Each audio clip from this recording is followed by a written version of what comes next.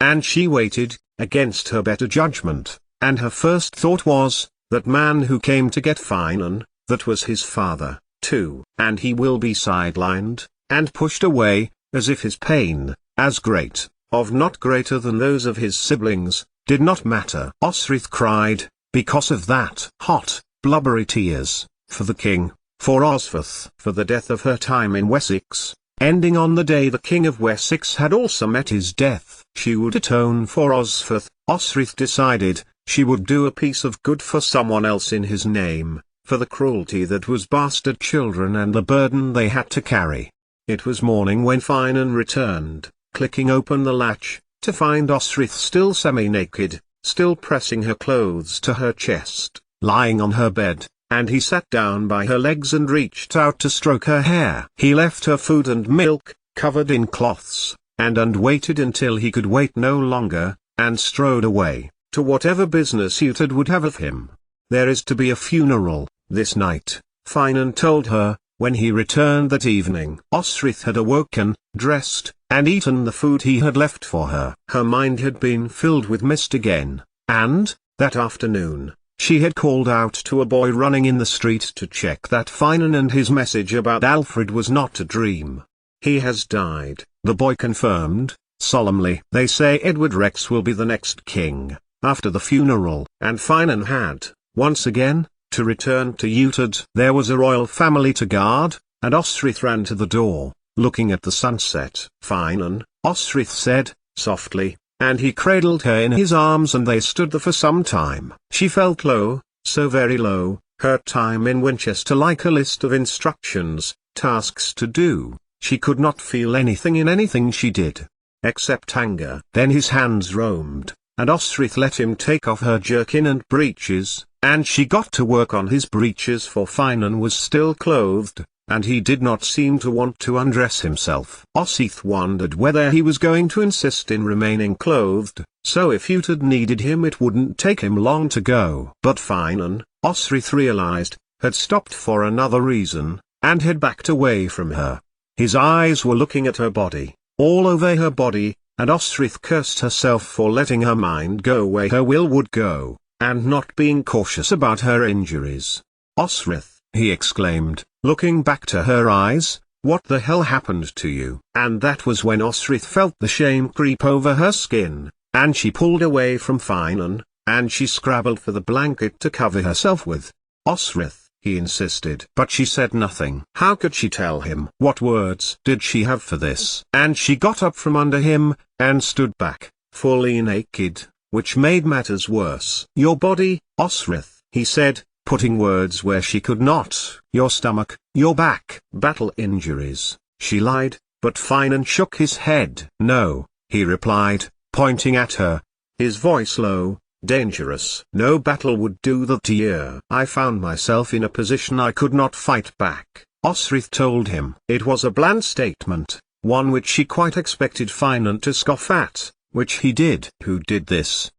He demanded. Edward. I will ram my sword so far up his arse. But Osrith shook her head. She was about to give some woolly words about a brother she had decided against meeting again, when he remembered what she had said earlier. This brother of yours, he began, and then stepped back, and onto the wrapped bundle of silver. You are leaving? He narrowed his eyes. Osrith, he asked. But this time it was time for Osrith to question him. Alba, Atildoian, she shrugged. Come with me. But Finan shook his head, slowly at first, then looked down. I swore an oath to Uhtred. His reply sounded as pathetic as Osrith's own excuse. Touch Dean. Osrith spat back. Touch Dean. And then Finan advanced on Osrith, angry now, and asked, What is it with you and him? Did he jilt ye? How do you know I did not jilt him? Osrith shot back, realizing Finan was looking at her injuries again. She had, too, on the way to Lundin. Macnabinku. She added, You forgot to slander his mother there, Finan said, but his words were soft now, his face tender. For I never knew her, Osrith replied. Finan narrowed his eyes a little at her strange reply, but drive to know the enmity between his best friend and his lover overrode curiosity.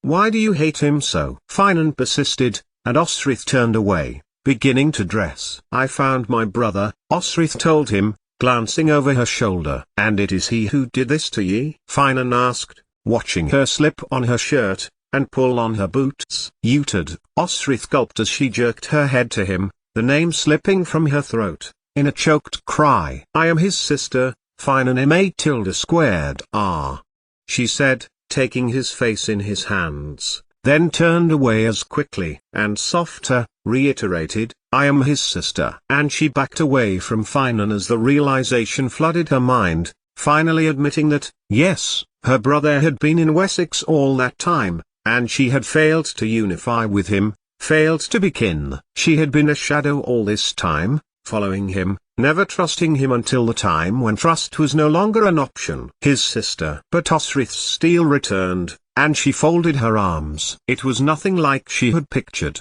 and Osrith had, indeed, imagined telling Finan first, when she had first discovered he had a language in common with her, to help smooth the path to Uted at the beginning, and she had soon abandoned that idea. She realized Finan was staring at her. "You wanted to know. I am his sister. I am Edruingen Uhtred's daughter, as Uhtred is Uhtredson. I was born just after he was taken by the Danes." "He has a sister?" Finan asked, dumbfounded.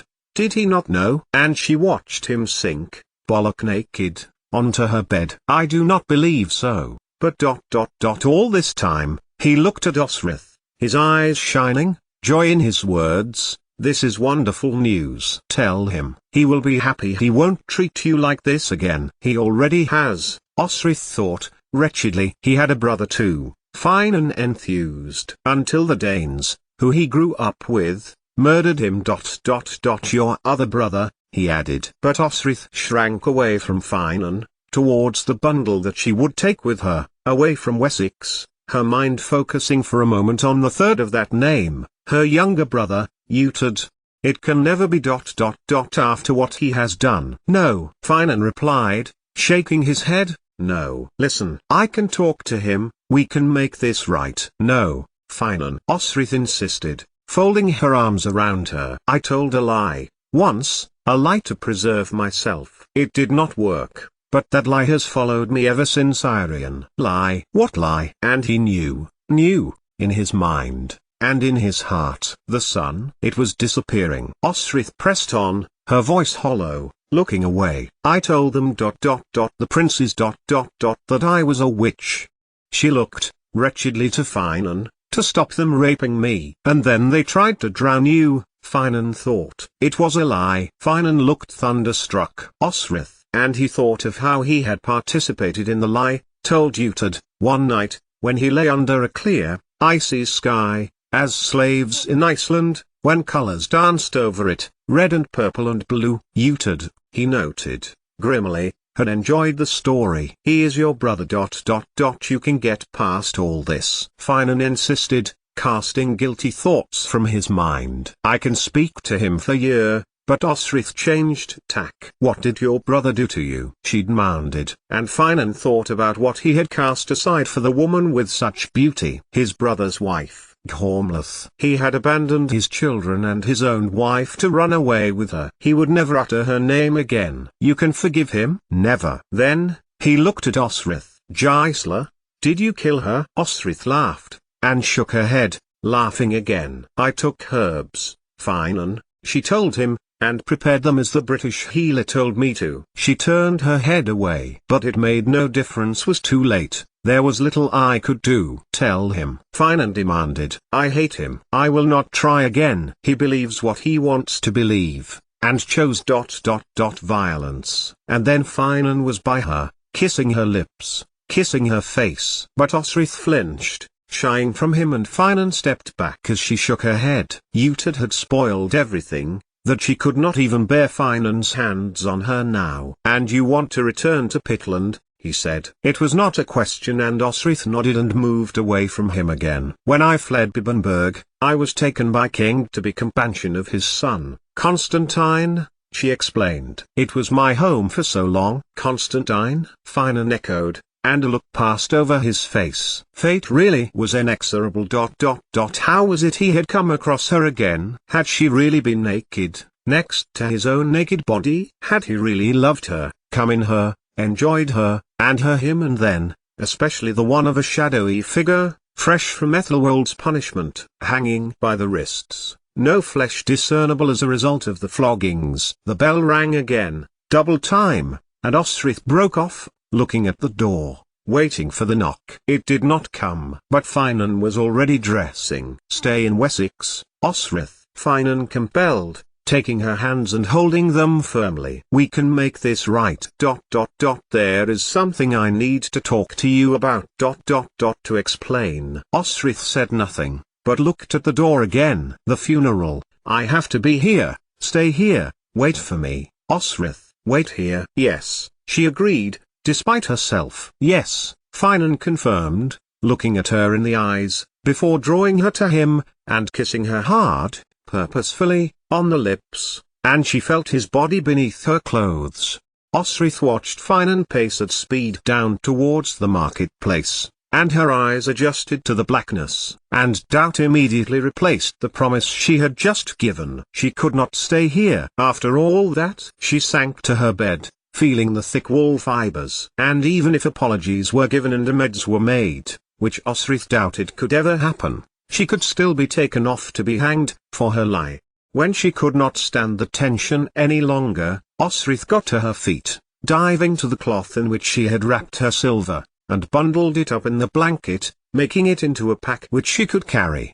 One thing left to do. Removing buée, Osrith bunched up her hair, which had grown to shoulder length. She had erred, and as such, her hair was her forefeet. Around her, golden strands sprinkling around her, like thin autumn leaves on a warm day. She would start anew. She was leaving Wessex and vowed never to return. Alfred was dead. Everyone would be at the funeral. It was the perfect time to leave. Osrith doused the candles, and closed the door. She was halfway along Westgate when she saw a person hurrying along it. The streets were deserted, predictably, for everybody who was everybody would be inside the chapel at the palace, and everyone else would be outside. So it was an odd sight, and Osrith turned and followed the figure. For she recognized the gait. It was Thyra.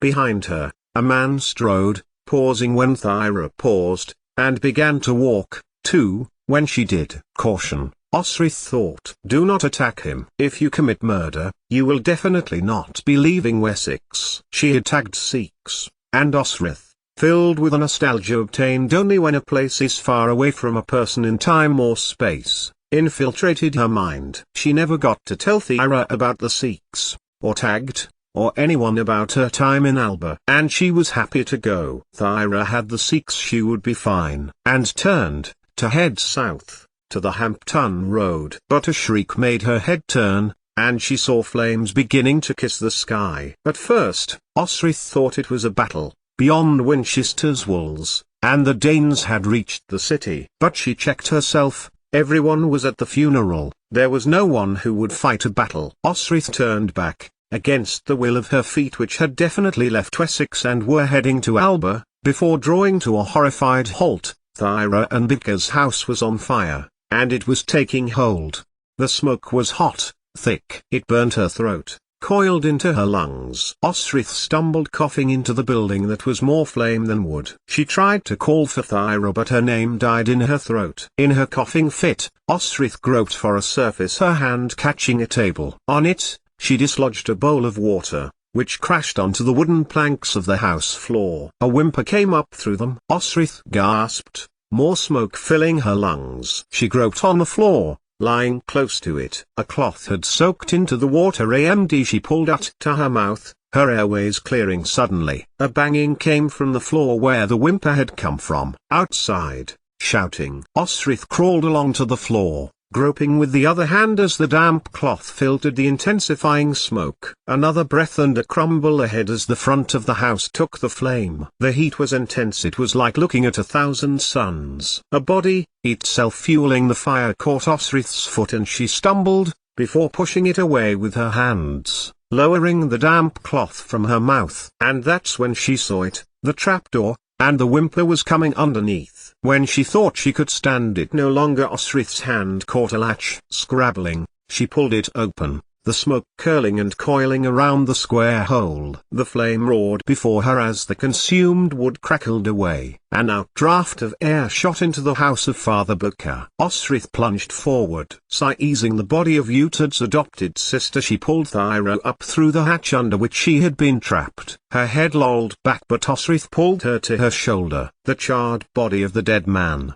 whoever he was, fell in as Osrith stepped through the remains of the floorboards. Ahead of her, the door was a burning archway, the wood crackling around it making it larger and smokier. Osrith took her chance. With the might of her body she leapt to it, Thyra's tiny frame a negligible burden on her shoulder. In the street, feet running, feet pounding, voices calling, and calling. Staggering, Osrith stumbled into the street, Thyra falling beside her. The shouts were getting louder as the thatch lit up. White-hot peaks of flame stretched for the midnight blue sky. She swallowed and shouldered the woman again, willing that Allah had not yet left for Cymru. Down Aldgate, through the passage near Jailgate and into the slums of Micklegate. Mud-dark children slunk against the wall as Osrith's voice broke over the words "move."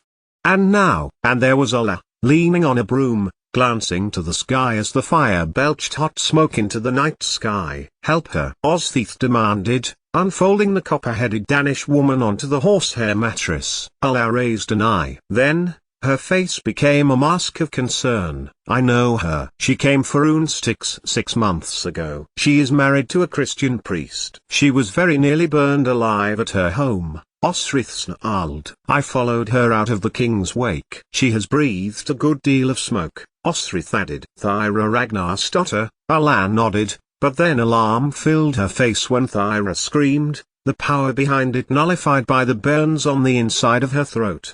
"And how much will you pay this time, for her, Furcherian?" But Allah's practiced words were cut short as Osrith pushed a bag of silver into her hand, stopping Allah's picking of her burnt jerkin. A groan from Thyra caused her to jerk back her head as Osrith stepped to Bukka's wife. "Pull the curtain, quickly," Allah demanded, the candle smoke trailing as she pinched out the flame. Osrith did so, then stalked over to her, hands on hips. What is the matter with her? But Allah did not answer. Instead, she tried to get Thyra, her singed skin on her face and neck crinkling as she did so. "No, she is too weak to lift."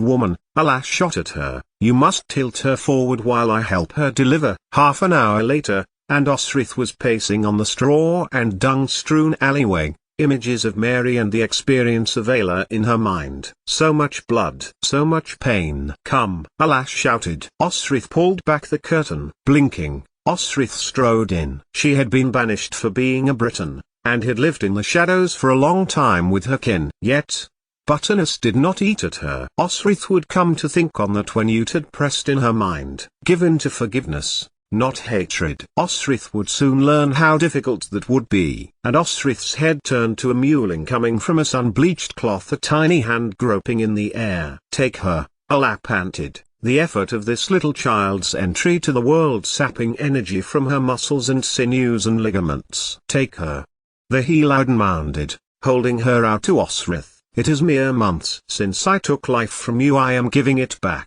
Osrith looked between the baby and Thyra. She used what strength she had left to bear her, Allah added, sorrow in her voice. She looked slowly over to Thyra and lowered her eyes. Osrith looked too. Somehow the woman, Father Bukka's pagan wife, looked at peace, nothing at all like she had been, screaming in terror at the fate that was to befall her.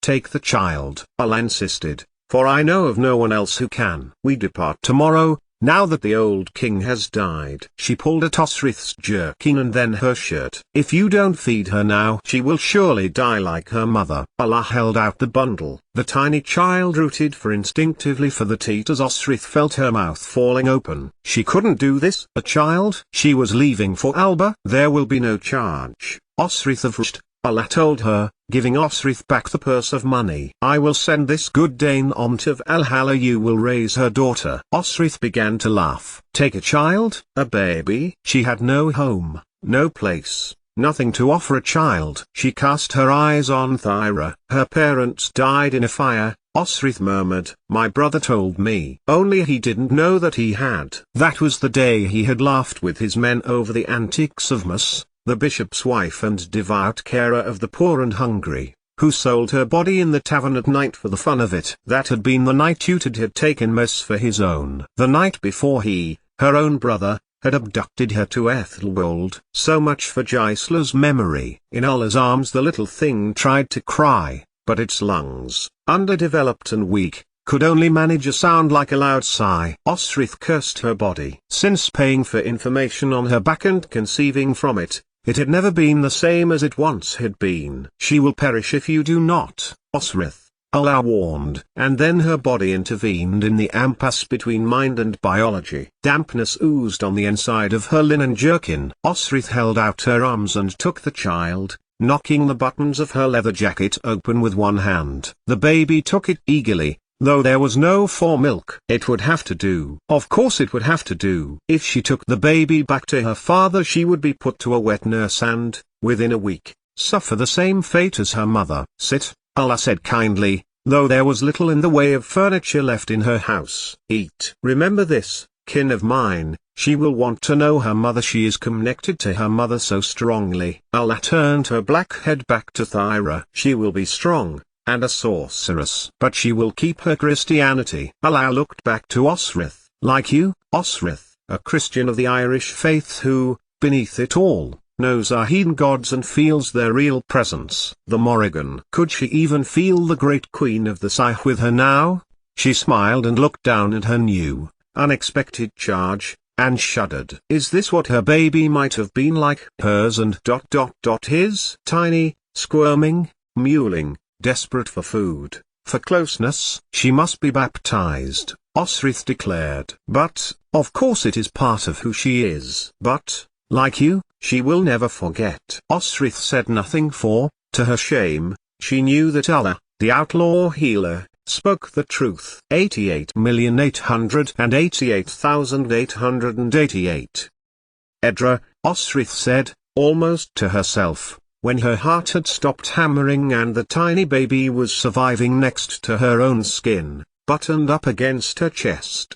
She sat on the bed of the shack she rented for $1 a month, an extortionate amount. For this she got the room swept clean by the landlady and food laid out in the mornings, feeling the sleeping girl snuffle in her sleep. Yes, Osrith nodded down to the sleeping infant. For that name was once dead, like the bearer, Edra Uhtred's daughter. And now, like the child, it deserved to live once more. 88,888,888. Edra, Osrith said, almost to herself, when her heart had stopped hammering and the tiny baby was surviving next to her own skin, buttoned up against her chest. It is a long way to Alba, Gert cautioned her, as water splashed on Osrith's face. He looked kindly to her, sitting within his fish catch, and also, concerned. The child concerned him. Ulf nudged his brother. She has paid? He asked his brother, angrily, and Osrith remembered how much the big Frisian fisherman, who had always been so kind to her, had a brother who hated her for no apparent reason.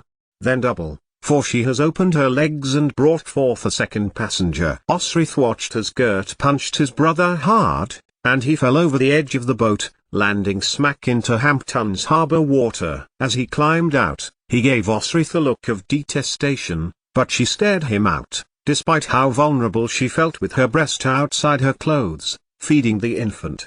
The child was snug, though, and when she had finished her fill, gave a tiny belch, and settled to Osrith's warm chest. Ulf ogled Osrith, who pulled her shirt close to Alba. Gert asked, his voice soft, kind. He hadn't changed much in half a dozen years, maybe getting more muscular, broader, and handed her sacking and moss. The child, you know, it go. And go Edra went, all over Osrith, and she was overcome, crying and laughing as Gert shielded the cleaning process until Thyra's child had a clean bottom once more.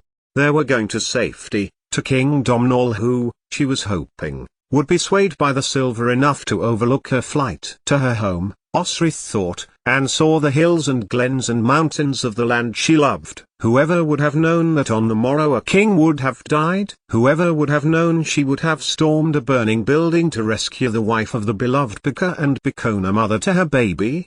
Who would have thought that last night would be her last night with Finan? Salt water adsorbed onto Osrith's cheeks. The sea spray, she told herself, as little Edra rooted for her breakfast. To Alba,